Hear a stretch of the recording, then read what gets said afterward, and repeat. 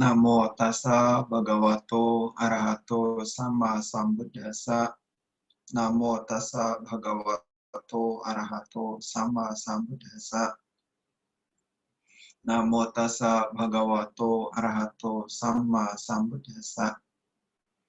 Terpujilah Sang Bhagawa yang Maha Suci yang telah mencapai penerangan sempurna. Selamat malam, Soti Hontu, Namo Buddhaya. Namo Buddhaya. Ya, yang saya hormati, barangkali ada para bante di sini. Ya, saya hormati para bante, saya hormati para romo, yang saya hormati ibu-ibu, bapak-bapak, saudara-saudari yang hadir pada kesempatan ini. Semoga kita semua dalam kondisi sehat. Sehat secara fisiknya, juga sehat secara batin.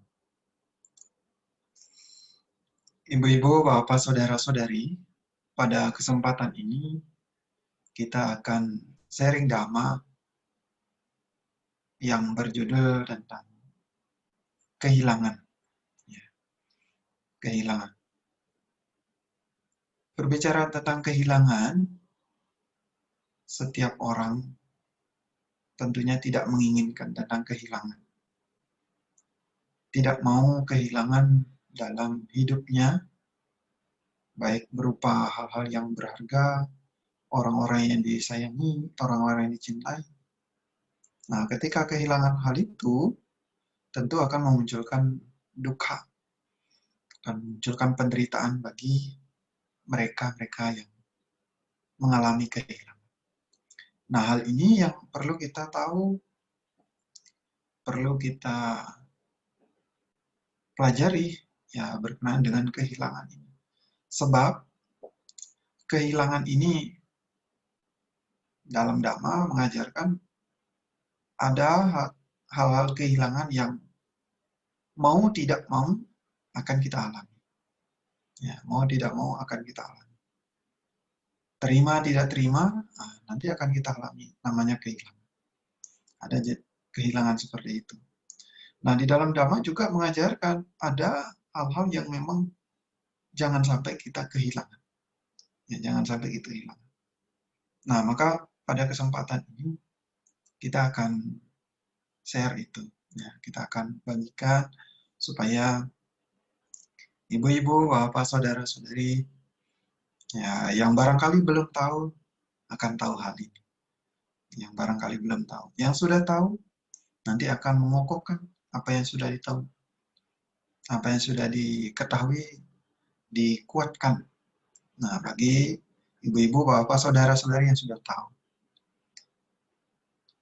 Nah, di dalam Dhamma mengajarkan tentang kehilangan ini yang perlu kita ketahui.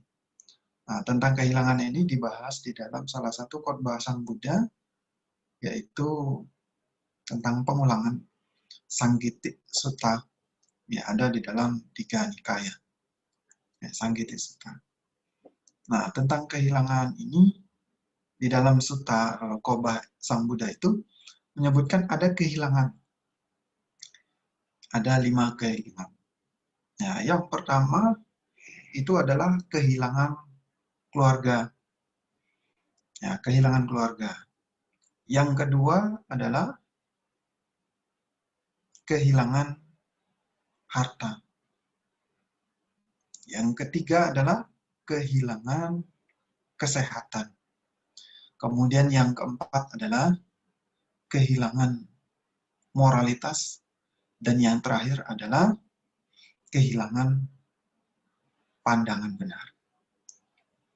Nah, ketika seseorang atau umat Buddha, upasaka-upasika, kehilangan 5 hal ini atau mengalami kehilangan dalam 5 hal ini, akan memunculkan duka, akan memunculkan penderitaan bagi ia yang mengalami kehilangan tersebut. Maka untuk lebih memperdalam apa yang ingin kita sampaikan, kita bahas satu persatu. Yang pertama adalah kehilangan keluarga. Nah, dalam hal ini adalah ya tentu berkenaan dengan kematian. Ya, berkenaan dengan kematian. Karena kalau kita yang punya sanak keluarga mengalami kematian, apalagi mereka-mereka yang disayangi, yang dicintai di dalam kehidupan saat ini, ketika mereka pergi dari kehidupan kita sebagai manusia saat ini, artinya meninggal dunia, keluarga kita, barangkali ayah, ibu, saudara-saudara kita, tentu kita yang akan mengalami kejadian itu akan merasa sedih, merasa kehilangan. Sebab ya sudah tidak bisa bertemu lagi. Ya, sudah tidak bisa bertemu lagi. Nah, ini yang pertama. Ya, kehilangan. Sanak keluarga, ya, salah satunya dengan kematian. Jangankan dengan kematian, ketika berpisah dengan sanak keluarga, misalnya orang tuanya di daerah A, kemudian ada keluarganya tinggal di satu daerah. Ketika mereka berpisah juga akan merasa kehilangan. Tidak bisa bersama dalam kehidupan sehari-harinya. Sehingga ya muncul duka juga, muncul penderitaan. Tetapi ya tidak berat, tidak akut, ya, tidak akut.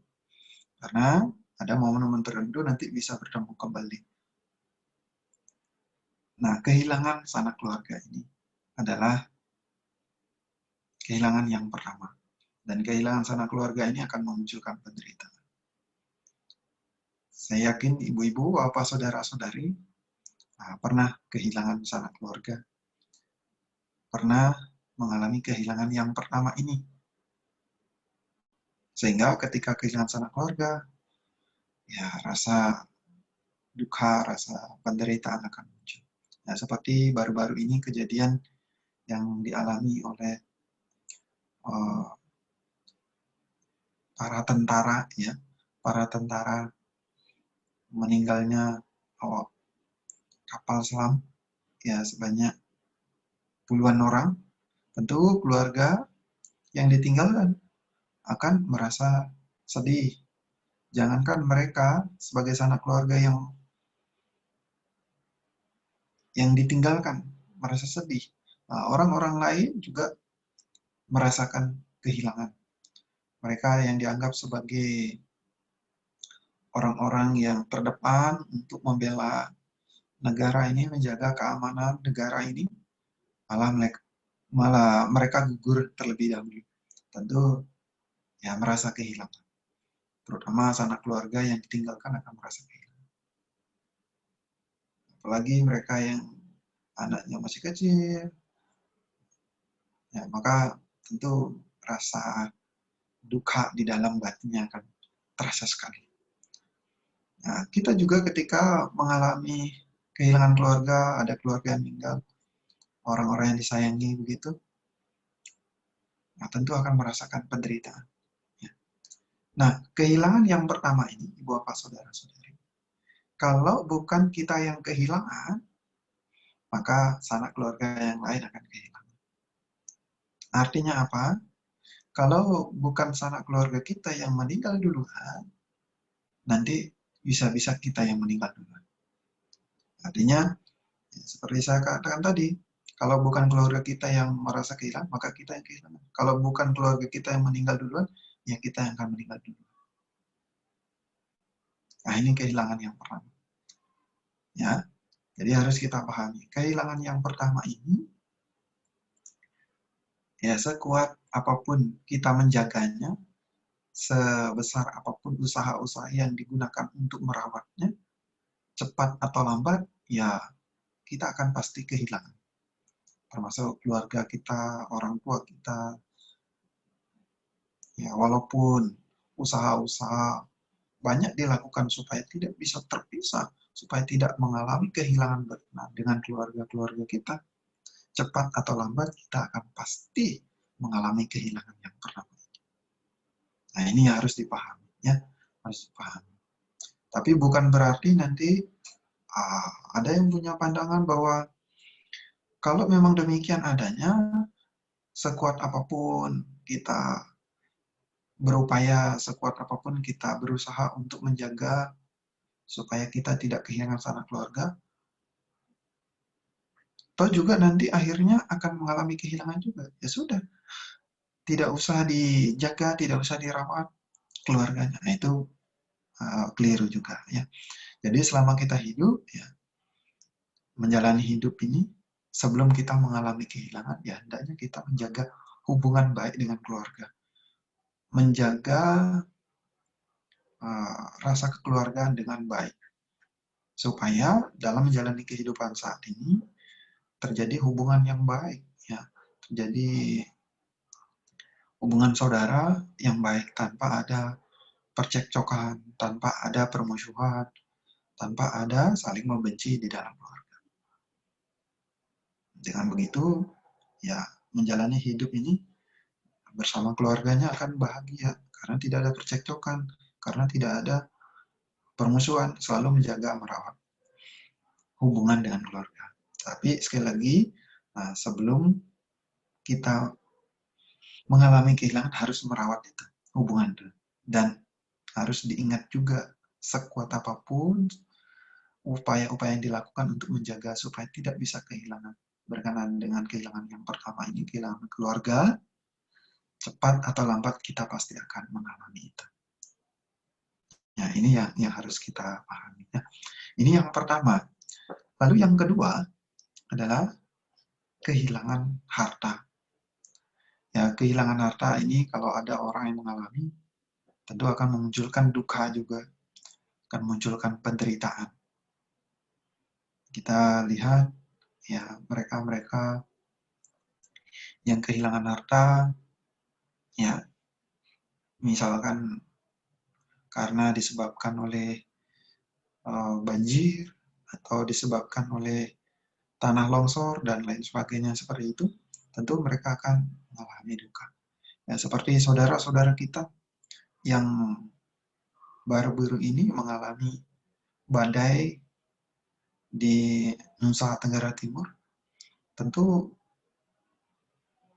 bencana itu mengakibatkan banyak sekali kerugian-kerugian bagi saudara-saudara kita yang di Nusa Tenggara Timur.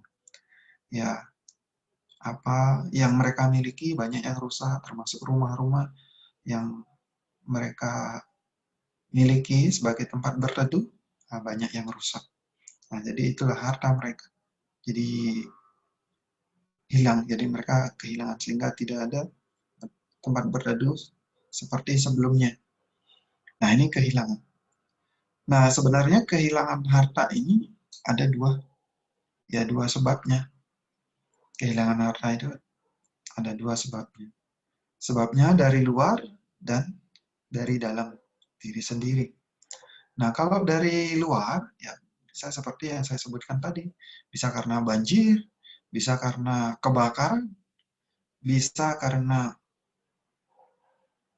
tanah longsor, bisa karena diambil, dicuri oleh sanak keluarga yang tidak senang dengan mereka yang memiliki harta. Karena ada ya sanak keluarga yang tidak senang dengan sanak keluarganya yang punya harta, sehingga dia punya niat, punya keinginan untuk menguasai, ingin memiliki harta yang dimiliki oleh keluarganya tersebut. Atau bisa juga diambil oleh kak, bisa juga. Ya. Nah, itu dari luar. Nah, dari dalam diri sendiri, harta juga bisa hilang. Nah, ini juga harus diantisipasi, ya. Harus diantisipasi. Dari dalam diri sendiri juga harta bisa hilang. Bagaimana caranya? Nah, harta itu bisa hilang kalau dilakukan untuk hal. Misalkan mereka suka berjudi. Ya, orang yang suka berjudi tentu akan secara nyata ia akan kehilangan hartanya ketika ia mengalami kekalahan. Ya, mengalami kekalahan dalam berjudi akan terlihat sekali hartanya akan berkurang. Bahkan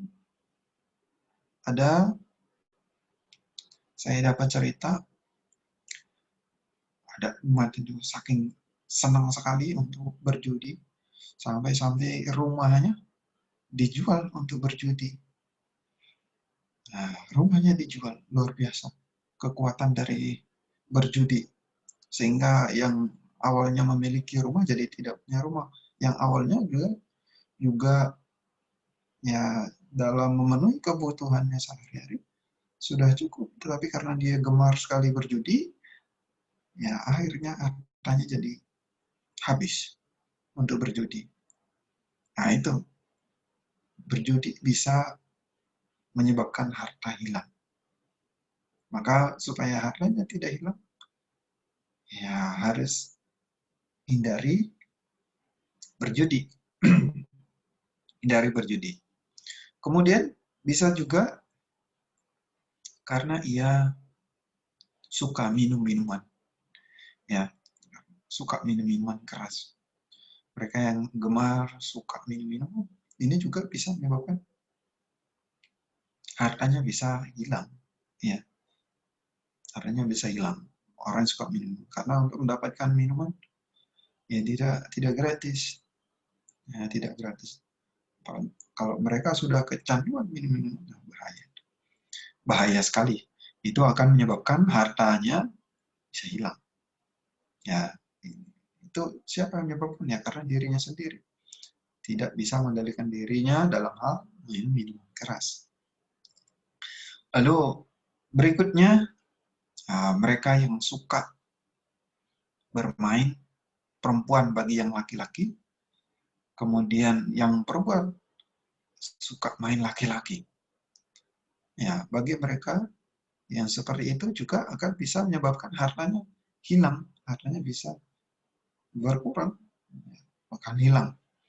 Nah, ini kalau dilakukan oleh mereka, ya berjudi, kemudian minum minuman keras, lalu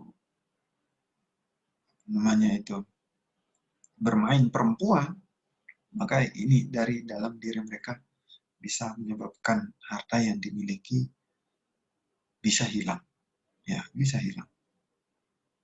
Karena biasanya tiga hal itu berdampingan. Di tempat judi ada minum-minumannya, ada tempat bermain perempuan juga. Nah, itu sana satu paket. Dan itu kalau dilakukan sekaligus, wah, akan cepat sekali. Hartanya akan habis, akan hilang. Maka supaya tidak hilang, ya jangan sampai melakukan hal itu. Nah, karena dengan begitu, tidak akan membuat hartanya masih bisa bertahan. Ya. Kalau mereka yang bijak, mereka yang mengerti dhamma, maka ia akan menggunakan harta yang dimiliki dengan baik. Ia menggunakan hartanya untuk memenuhi kebutuhan-kebutuhan sehari-hari, kebutuhan keluarga-keluarga ya mereka. Nah, selain itu juga supaya hartanya bisa bertahan dengan lama, mereka juga bisa menggunakan harta yang dimiliki untuk berbuat baik. Ya, untuk berbuat baik. Bisa berdana ya, dana kepada siapapun yang membutuhkan. Ya, mereka yang memerlukan kebutuhan-kebutuhan pokok barangkali bisa dibantu dengan harta yang dimiliki itu. Karena kalau membantu dengan memberikan harta apa yang diberikan oleh orang lain, ini justru membuat hartanya akan tersimpan dengan baik, ya, tersimpan dengan baik. Nah, justru mereka yang sering melakukan kebajikan dengan berdana, ia mengubah harta yang dimiliki saat ini untuk dibawa di kehidupan berikutnya, ya, karena harta yang dimiliki saat ini, ya, setelah meninggal tidak ikut, ya, tidak ikut dia meninggal, tetapi kalau harta saat ini yang dimiliki diubah menjadi jasa, menjadi perbuatan baik, maka itu akan mengikuti pelakunya. Ya, barangkali kita ingat kisah Pak Sumeda. Pak Sumeda sebelum beliau menyatakan diri untuk menjadi pertapa, beliau memiliki banyak sekali harta. Banyak sekali harta.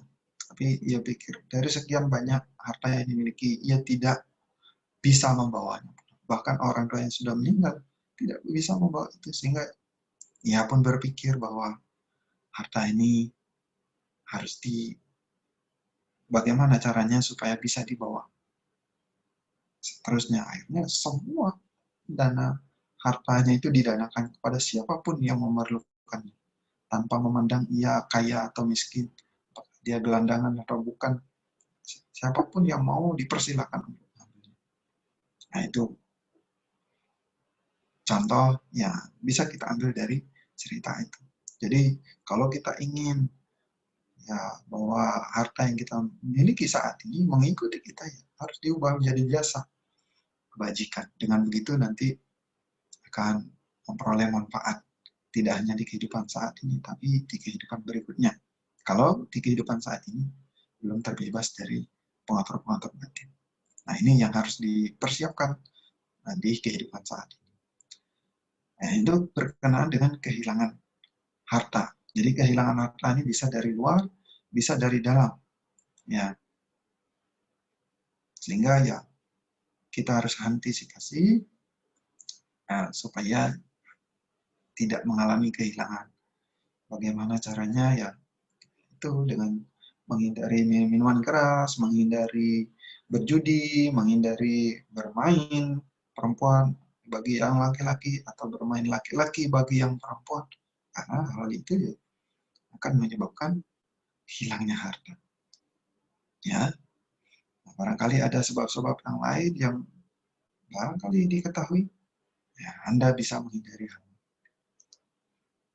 Dan perlu diketahui juga, sekuat apapun kita menjaga, merawat, melindungi ya harta yang dimiliki saat ini, cepat atau lambat kita akan mengalami kehilangan. Kita akan mengalami kehilangan. Artinya apa? Seperti ayah dari Pertapa Sumeda itu, dia sudah meninggalkan begitu banyak harta kekayaan, meninggal dunia, semua hartanya itu tidak bisa dibawa meninggal begitu, tidak bisa dibawa meninggal. Nah, demikian juga seperti kita saat ini memiliki harta yang banyak. Nah, nanti kalau meninggal dunia tidak bisa dibawa sama sekali, tidak bisa dibawa. Nah, beda halnya kalau diubah menjadi jasa. Sudah diubah menjadi jasa, maka itu akan menjadi harta yang mengikuti pelakunya. Ya, harta yang mengikuti pelaku perbuatan baik itu. Nah, sekali lagi, jenis kehilangan yang kedua ini cepat atau lambat, kita pasti akan mengalami. Dan ketika kita mengalami kehilangan ini hanya kita alami di momen saat ini, kehidupan kita saat ini. Tidak setelahnya, tidak setelahnya. Nah, kemudian kehilangan yang ketiga adalah kehilangan kesehatan. Kehilangan kesehatan ini juga tentu memunculkan duka. Dan setiap orang pasti ingin sehat. Karena dengan sehat, ya bisa melakukan apapun yang ingin dilakukan. Perbuatan baik bisa dilakukan dengan kesehatan. Bahkan perbuatan buruk sekalipun juga bisa dilakukan dengan kesehatan. Ya, sehingga semua orang ingin sehat. Tidak hanya kita sebagai manusia, makhluk-makhluk lain pun juga ingin sehat. Nah, mereka tidak ingin disakiti, mereka tidak ingin sakit. Demikian juga kita. Maka kalau kita ingin sehat, ya harus menjaga kesehatannya, ya, menjaga supaya sehat dalam jalan hidup. Bagaimana caranya? Ya, menjaga kesehatan salah satunya mandi. Kalau tidak mandi-mandi nanti bisa sakit juga, ya. Kemudian makan. Kalau tidak makan nanti bisa sakit juga. Itu makan secukupnya, ya. Tidak berlebihan juga tidak kekurangan. Kalau kekurangan juga nanti bisa bikin sakit, kelebihan juga bikin sakit. Jadi secukupnya. Nah, itu salah satu. Dan sebenarnya banyak cara-cara lain bagaimana merawat diri ini supaya sehat, supaya tidak mengalami sakit-sakit. Dan saya kira itu ibu-ibu, bapak, saudara-saudari sudah melakukannya, sudah mempraktikkan yang seharusnya dipraktikkan untuk menjaga kesehatan. Ya, nah, buktinya pada kesempatan ini banyak yang bisa bergabung untuk melakukan ya sharing dhamma pada kesempatan ini karena Anda sehat. Terima kasih, semoga Anda sehat selalu. Nah, jenis yang ketiga, kehilangan kesehatan ini, kalau mereka yang kehilangan kesehatan, tentu mereka hanya berbaring sakit, mengalami sakit. Ya. Dan kalau mereka yang kehilangan kesehatan, peluang untuk melakukan kebajikan akan sedikit. Ya. Akan sedikit peluangnya untuk melakukan kebajikan. Tetapi bagi mereka yang sehat, mereka yang badan jasmaninya bugar, peluang untuk melakukan kebajikan akan besar. Maka ibu bapak saudara-saudari, selagi kita memiliki kesehatan yang baik, kesehatan yang dapat menunjang kita untuk melakukan kebajikan, maka gunakanlah kesehatan itu untuk melakukan hal-hal yang bermanfaat, melakukan hal yang berguna.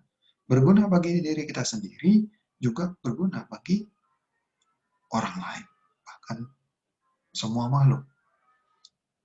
Karena kalau kita menggunakan kesehatan kita untuk hal yang berguna, nanti buahnya juga berguna.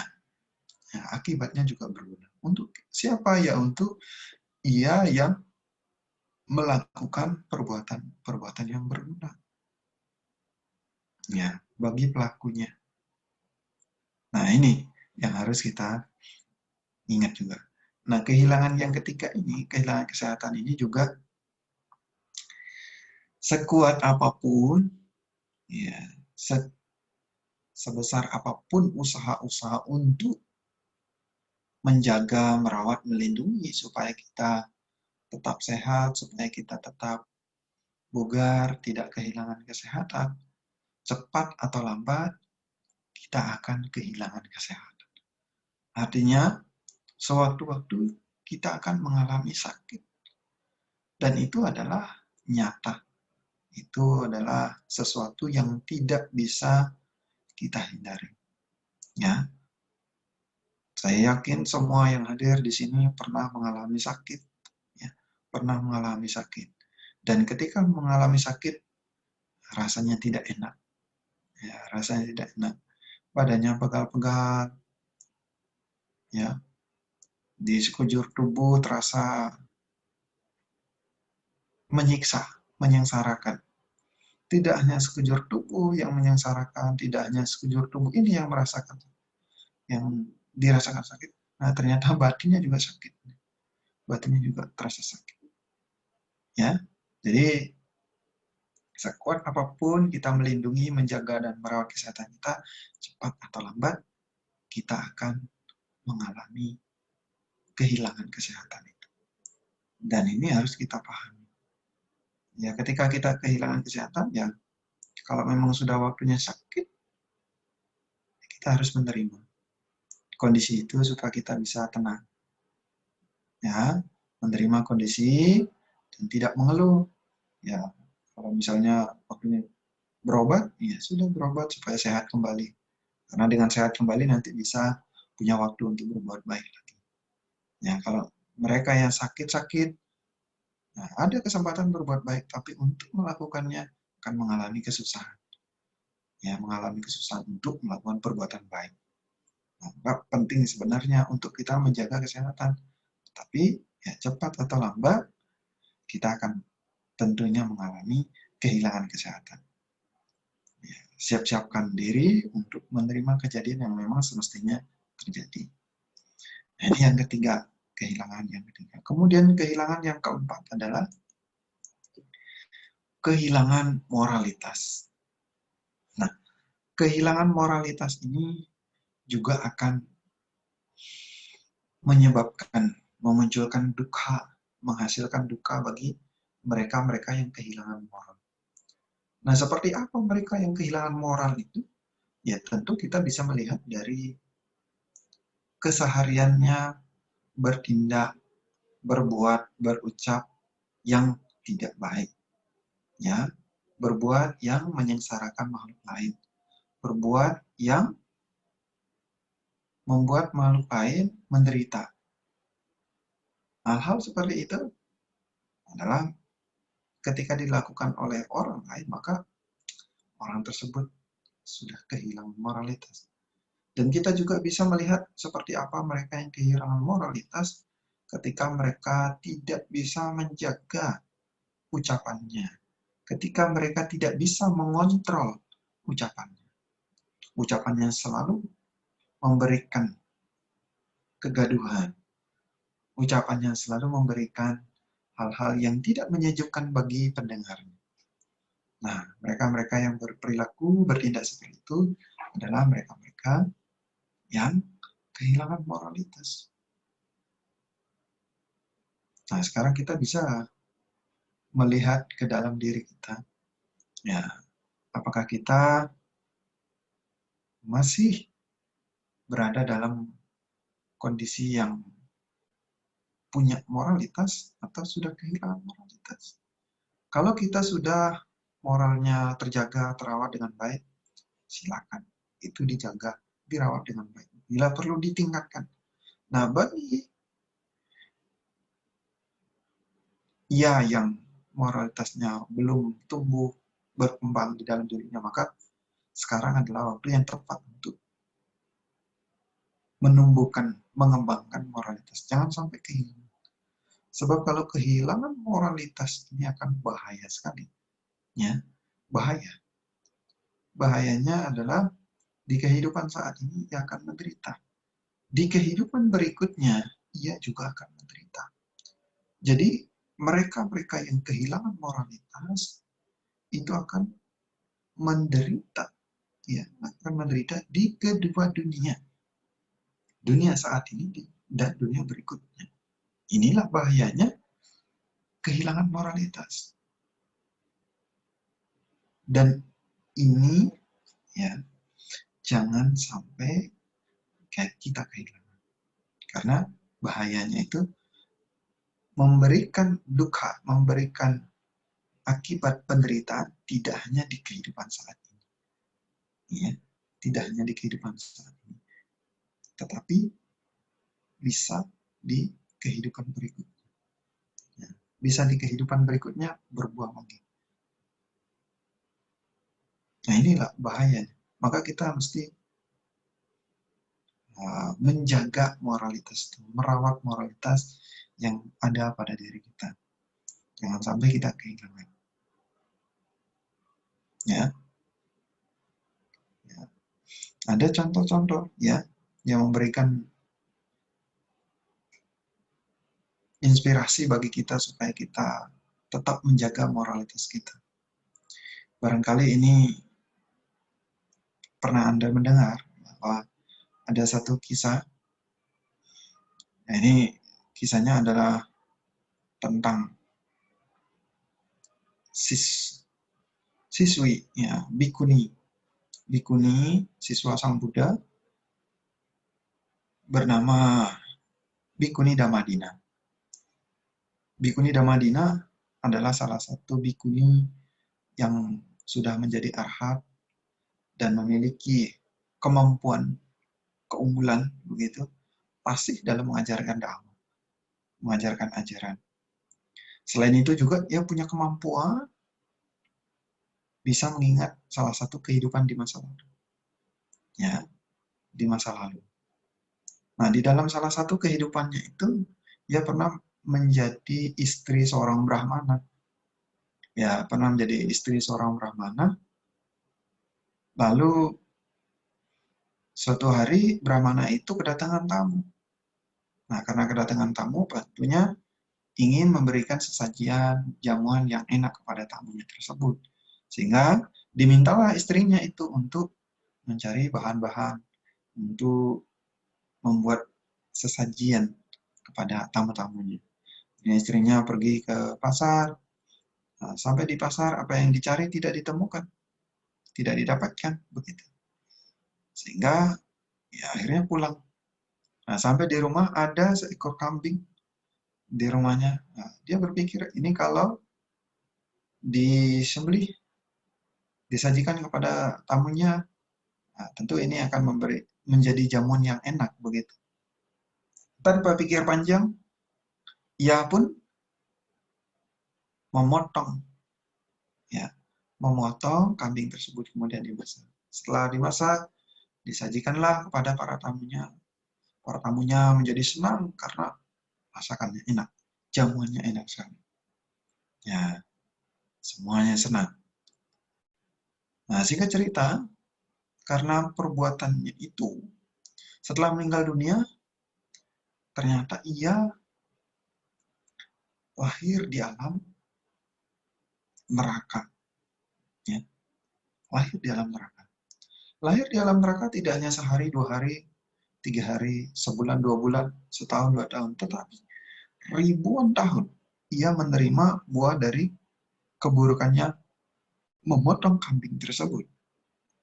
Nah, setelah masa waktunya berakhir di alam neraka, ia tidak langsung lahir di alam manusia misalkan atau alam dewa, tidak. Ia langsung lahir menjadi kambing, ya, menjadi kambing. Dan setiap menjadi kambing, ia selalu disembelih, dipotong, ya, selalu disembelih, dipotong. Dan waktu atau lama ia lahir menjadi kambing juga tidak sebentar, ya, tidak sehari, 2 hari, atau setahun, 2 tahun, tidak begitu. Tetapi jelaskan di sana sebanyak bulu kambing yang disembelih.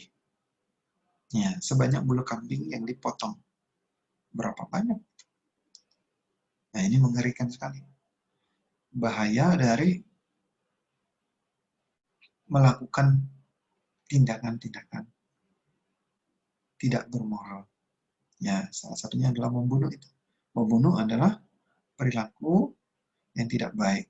Perilaku mereka-mereka yang kehilangan moralitas. Maka kalau kita supaya tidak mengalami hal seperti cerita itu, ya kita harus menjaga moralitas kita. Menjaga moralitas, ya. Menjaga praktik dhamma. Paling tidak Pancasila di situ. Dijalankan dengan sungguh-sungguh, dijalankan dengan tanpa cacat. Dengan begitu maka moralitas akan terjaga, terawat dengan baik. Ya, nah, dari cerita itu kita bisa belajar. Membunuh sekali saja, ya, akibatnya luar biasa. Sehingga ini menjadi perenungan bagi kita, supaya kita bisa menjaga moralitas kita, supaya kita tidak kehilangan moralitas, supaya kita tidak menganggap enteng hal-hal yang buruk yang dilakukan. Nah ini, karena sangat berbahaya kehilangan moralitas. Ya. Kemudian yang terakhir adalah kehilangan pandangan benar. Nah, mereka-mereka yang kehilangan pandangan benar, ini juga tentu akan membahayakan bagi mereka. Ya, membahayakan bagi mereka-mereka yang memiliki pandangan yang keliru atau kehilangan pandangan benar. Nah, seperti apa mereka-mereka yang kehilangan pandangan benar?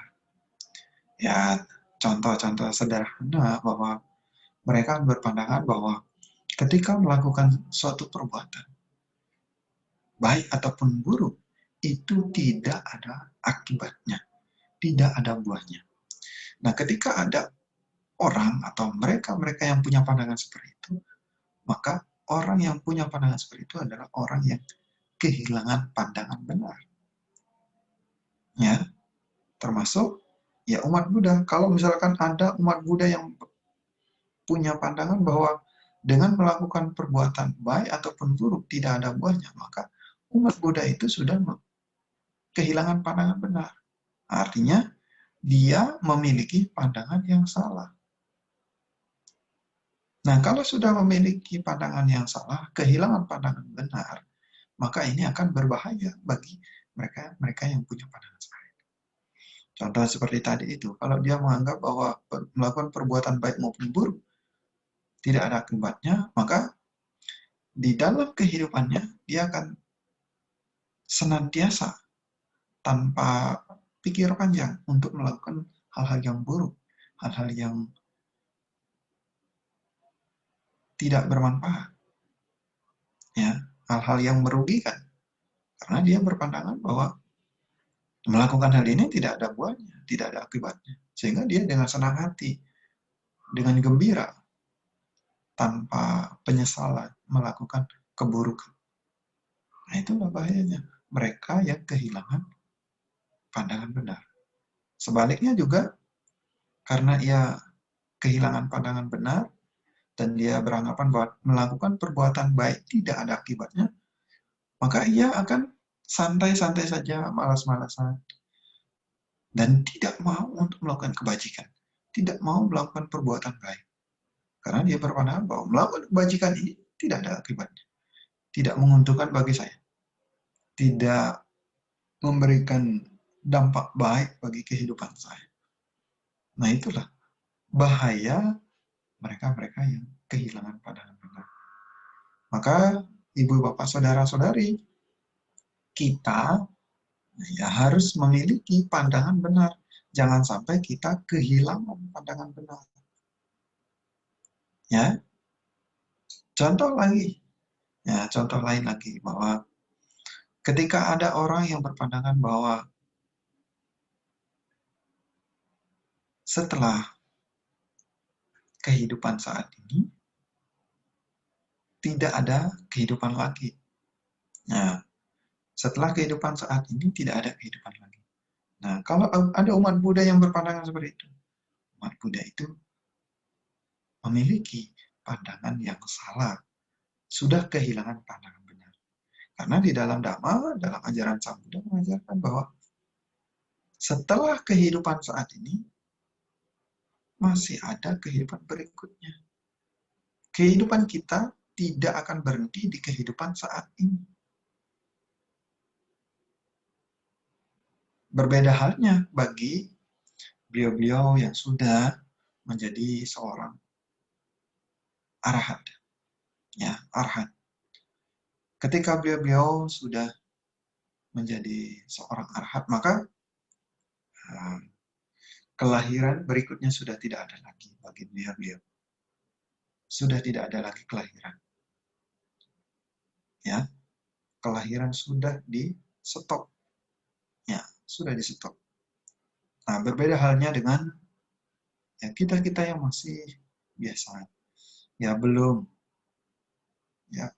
menjadi seorang arahat, maka kelahiran kematian akan terus dialami. Tidak hanya di kehidupan saat ini, bahkan di kehidupan berikutnya, dimanapun akan lahir. Kalau di kehidupan saat itu belum menjadi seorang arahat, maka akan ada kelahiran berikutnya, terus, dan lagi dan lagi. Nah, inilah, maka kita harus memiliki pandangan yang benar. Kita harus menjaga pandangan yang benar. Kalau kita memiliki pandangan yang benar, maka pandangan benar yang kita miliki itu akan menjadi kondisi yang akan mempengaruhi hal-hal baik yang lainnya. Ya, kalau sudah pandangannya benar, kebajikan-kebajikan yang lainnya akan dilakukan, akan dipraktikkan. Tetapi kalau mereka yang sudah kehilangan pandangan benar, maka tidak ada kebajikan yang akan dilakukannya. Ya.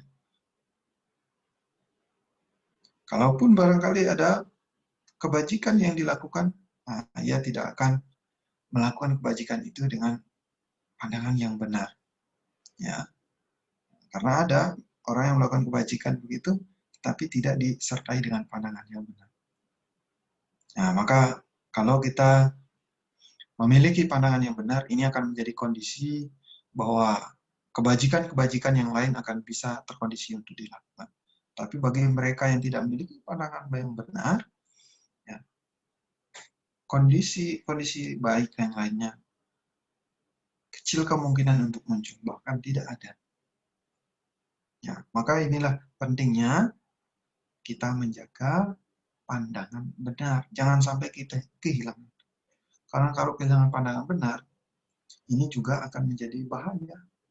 Ya, bahaya. Bahaya tidak hanya di kehidupan saat ini, tapi juga di kehidupan berikutnya. Karena ya, kalau mereka yang memiliki pandangan-pandangan yang keliru, banyak kejahatan yang dilakukan di kehidupan saat ini, nah, karena banyak kejahatan yang dilakukan nanti akan bisa menerima akibatnya di kehidupan ini saja. Ya, di kehidupan ini juga gitu.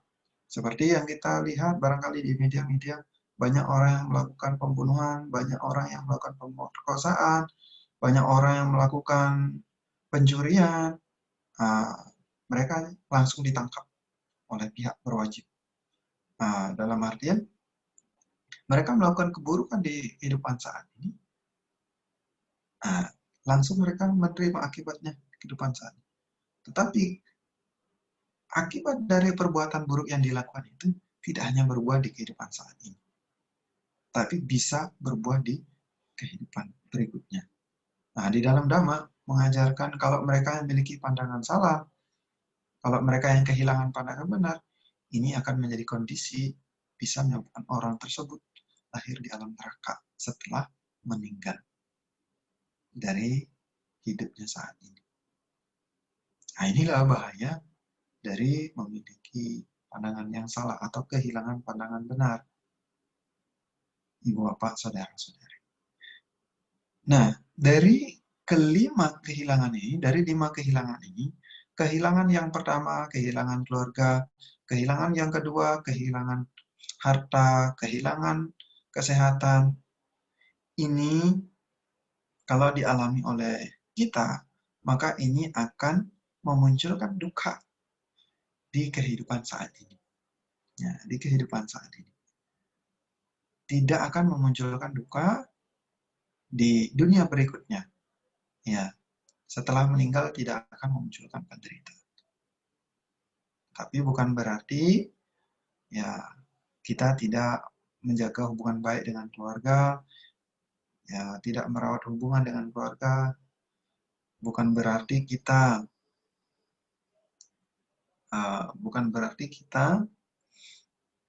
tidak menjaga harta, tidak menjaga kesehatan. Dan yang menjadi poin penting juga adalah kita mesti menjaga moralitas. Jangan sampai poin 4 dan 5 ini kita kehilangan. Ya, kehilangan moralitas dan kehilangan pandangan benar. Sebab kalau ini kehilangan, buahnya bisa dirasakan di kehidupan saat ini, juga di kehidupan masa mendatang. Nah, kira-kira ini yang dapat saya sharing pada kesempatan ini. Bila nanti ada hal-hal yang masih belum dipahami atau yang belum berkenan, nanti kita diskusikan.